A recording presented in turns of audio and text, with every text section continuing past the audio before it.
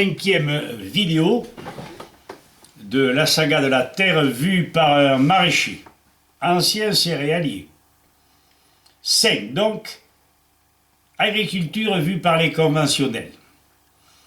L'agriculteur aujourd'hui ne travaille pas comme nos parents et encore moins comme nos grands-parents.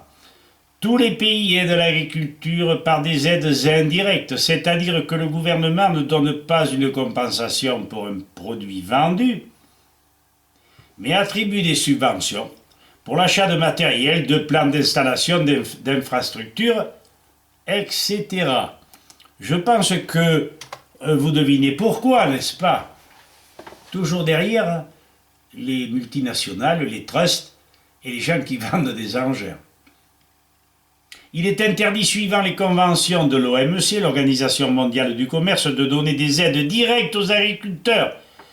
La PAC française, c'est-à-dire la loi française plus les directives européennes, précise les aides indirectes attribuées aux agriculteurs sur 3500 pages. J'ose ajouter, dit-il, contraignantes. Les produits OGM sont interdits de culture en France. Pourtant, ils éviteraient certains traitements. Cependant, des produits OGM étrangers entrent massivement en France. De 800 produits chimiques autorisés, on est passé à 400. De toute façon, si vous diminuez le nombre et que les autres soient aussi destructeurs, je ne vois pas pourquoi on diminue. Ça ne sert pas à grand-chose. On dénombre une femme sur 3, me semble-t-il, comme agricultrice. Le Danemark s'est orienté pour les cultures biologiques, mais il y a eu une prolifération de mycotoxines dangereuses pour l'homme. D'une situation d'autosuffisance à cause de ce fait, le Danemark importe ses céréales aujourd'hui. Une intoxication s'est produite en PACA, mais cela a été étouffé car elle provenait de cultures biologiques. Le bio emploie du soufre et du cuivre. Or, il stérilise la terre. La vente des céréales est régie sur le régime mondial de la bourse. On épand des éléments fertilisants au moment où la plante en a besoin. Avenir de mes propres terres, dit notre maraîcher. En 2020, j'échange avec Roland et Thierry. Roland a 80 ans et Thierry son fils 45 ans. Thierry a pris la succession de mon exploitation sur Châtenay, commune de Châteaudun. La différence entre la culture pratiquée par Roland et moi-même est importante par rapport à celle de Thierry. Thierry de 45 ans.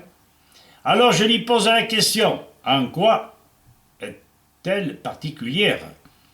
Mon souci est de faire une culture durable. En quelque sorte, on est locataire d'un outil sur lequel on travaille. Or, il est en bonne santé, la plante sera en bonne santé. Que faut-il envisager dans cette évolution? Augmenter le nombre de cultures dans la rotation. Obtenir un sol toujours couvert pour augmenter la vie microbienne. Le sol fonctionne bien que si la plante vit bien. Il y a une synergie qui se crée entre la plante, les bactéries et le sol. Si on maintient le sol le plus longtemps possible recouvert de plantes, on se rapproche d'une prairie permanente. Les sols de forêt n'ont pas besoin d'apport extérieur, ils vivent en autarcie et l'homme n'est jamais intervenu. 3. Supprimer le labour. Roland, à mon époque, nous labourions de plus en plus creux. C'est une erreur. Nous pensions améliorer, or nous avons enfoui la matière organique dans le fond du sol. Et nous avons détruit en partie la vie microbienne. Nous avons appauvri nos terres. Retenez, c'est exactement ce que j'ai fait. Nous croyons bien travailler et nous nous sommes mis le doigt dans l'œil. Quand on fait quelque chose, à un moment donné, on avait une bonne raison de le faire et on ne savait pas s'orienter autrement. Thierry, tu es indulgent envers ton papa et moi-même. Si on tend vers ce système, c'est parce que nous nous confrontons à des problèmes de terre de plus en plus difficiles à travailler et à l'érosion. Qui t'a donné l'idée de cultiver autrement? Il faut réfléchir, il faut évoluer, si on veut rester agriculteur. J'ai rencontré des précurseurs dans ce domaine parce qu'ils sont dans des régions difficiles, humides et érodées. Ce sont en premier des agriculteurs d'Amérique du Nord ou du Sud ou d'Australie qui se sont inquiétés et parce que leur sol se détériorait, ils ont commencé à avoir de gros problèmes. Alors tu t'es formé? Oui. J'avais l'impression de voler le savoir-faire d'agriculteurs français qui ont commencé 10 à 15 ans avant moi. Ils m'ont rassuré en me disant qu'ils étaient heureux de pouvoir transmettre leur savoir et d'espérer une continuité. Je savais que tu étais sensible à ce domaine, parce que tu as planté des arbres pour pratiquer la foresterie. Et je sais que c'est pour en avoir planté plus de 1000. C'est une entreprise de longue haleine qui est complètement différente que de planter des tomates, des patates ou de semer du blé, qui ont un cycle court. Ton expérience des arbres t'a fait certainement avancer. C'est vrai, nous sommes dans des régions intermédiaires, on ne se pose pas trop de questions. Pour les autres, plus défavorisés, nous cherchons à les améliorer. Je crois que nous sommes dans la même démarche de pensée, moi au niveau de la médecine et toi au niveau de la terre. Dis le maraîcher, le vieux. Le vieux, tu parles, il est plus jeune que moi. Nous travaillons dur sur du vivant. Si nous prenons soin de notre corps, on fait de la prévention. Si nous nourrissons, ah, bon Dieu, AVC-nous à répétition. Si nous nourrissons bien, nous renforçons notre corps. C'est la même démarche pour la terre. Si l'on rend un sol vivant, c'est pour le renforcer. Les plantes seront automatiquement bénéficiaires. Je tiens également et exactement le même langage dans la santé naturelle. Les agriculteurs qui pratiquent cette façon de cultiver depuis longtemps ont des plantes en meilleure santé et ont moins besoin d'épandage de produits sanitaires. On doit arriver dans l'absolu à ne plus rien mettre, comme chimie. Notre démarche est la même. Je sais fort bien que les produits chimiques ont dégradé l'espèce humaine.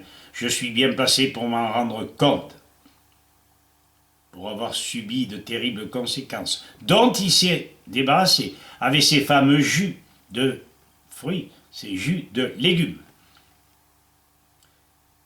Thierry a aussi une autre technique, c'est-à-dire, nous proposons des macérations comme l'ortie, la consoude, pour renforcer la plante contre les agresseurs. Et Roland de conclure, je suis heureux que mon fils évolue de cette façon, c'est l'avenir. Il pense à ma petite fille qui a décidé, à la fin de ses études, d'intégrer l'exploitation agricole et de poursuivre dans ce sens. Tiens, on pourra toujours se servir chez eux. C'est super d'avoir une fille qui procède à la même démarche. Je me suis bien rendu compte que la terre lui colle à la peau pour l'observer conduire les tracteurs ou la moissonneuse. Elle se forme, participe aux conférences sur le sol vivant et est très heureuse de travailler avec moi. C'est le bonheur. Alors, en guise de conclusion, le sous-titre c'est Espoir. Rappelons que si le sol était bien cultivé dans le monde, on diminuerait de 40% l'effet du gaz carbonique, c'est-à-dire l'effet de serre et du climat. Actuellement, retenez-le, une tonne de gaz carbonique est dégagée pour les cultures classiques, tandis qu'un sol sans labour, le stock a raison de 3 à 5 tonnes. L'un, une tonne qui dégage, l'autre, c'est presque 5 fois plus qu'il conserve. On restaure le sol moyennement abîmé en 5 ans et en 20 ans pour les plus mauvais. Planter dans un trou des acacias dans le désert est possible et ils ne seront pas broutés par ces putes de chèvres. Oh, il n'a pas dit, hein. Y aurait-il une volonté de l'homme pour réagir? Nos lois sont toutes orientées. Il n'existe pas d'enseignement sur l'agriculture biologique. Dommage, bien que M. Boucher ait donné pas mal de cours, mais des gens qui travaillent pour rien, il n'y en a plus beaucoup. En 2020, nous répertorions environ 6 à 10% d'agriculteurs biologiques en France et environ 8% en superficie. J'admire leur ténacité dans un monde hostile. Plus on mange cru, signifie Jean-Paul, et vivant, plus on a envie de vivre, plus on a envie d'aimer, et plus on sera aimé. Et davantage, Madame Agnès Buzyn et le ministre de l'Agriculture auront des problèmes verbaux avec ces gens-là. Je vous laisse imaginer la suite. Si nous continuons dans le mauvais sens, j'ai bien peur que notre ministre de l'Agriculture, notre ministre de la Santé, fassent de bien vilains vieux, si tant est qu'ils arrivent jusqu'à 60 ans, 65 ans. C'est pas moi qui le dis, c'est le docteur Klingard par exemple, le docteur Ra, le professeur Béchamp et bien d'autres. Nous allons à la catastrophe si vous ne vous donnez pas le mot et ne faites pas passer et ces vidéos et les documents qui vont avec. Il suffit de les demander à jacques.dodon, DAUDON, @orange.fr. Je vous le rappelle, je n'ai peur de rien, sauf de la vérité. Et la vérité n'est pas dans la bouche du gouvernement. Sachez-le. Merci.